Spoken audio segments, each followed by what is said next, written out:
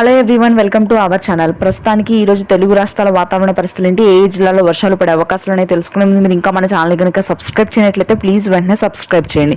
రెండు తెలుగు రాష్ట్రాల్లోనూ చాలా భిన్న వాతావరణ పరిస్థితులు కనిపిస్తున్నాయి. కొన్ని జిల్లాల్లో భారీగా వడగండ్ల వాన నమోదవుతుంటే మరికొన్ని జిల్లాల్లో హార్ష్గా ఉష్ణోగ్రతలు ఉంటున్నాయి. ఉష్ణోగ్రతలు కనుక చూసుకున్నట్లయితే ప్రస్తుతానికి రాయలసీమ జిల్లాలో 44 డిగ్రీల వరకు ఉష్ణోగ్రతలు ఉంటాయి. ఎటువంటి వర్షాలు నమోదయ్యే అవకాశాలు లేవు. మధ్యాహ్న జిల్లాల వరకు కూడా పూర్తి స్థాయిలో పొడి వాతావరణం ఉంటుంది. ఉత్తరాంధ్ర, ఉత్తర తెలంగాణ భాగాల్లో మాత్రం భారీ వర్షపాతం నమోదయ్యే అవకాశాలు ఉన్నాయి రానున్నటువంటి 2 రోజుల పాటు.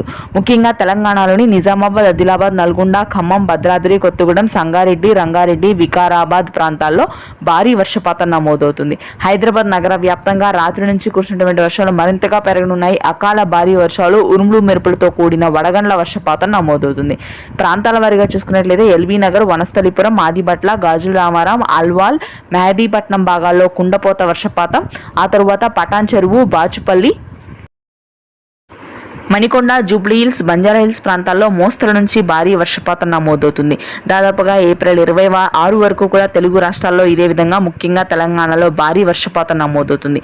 గుంటూరు, కృష్ణా, కోనసీమ భాగాల్లో అక్కడక్కడ తేలికపాటి జల్లులు మినహాయిస్తే ఉష్ణోగ్రతలు ఉంటాయి. Thanks for watching.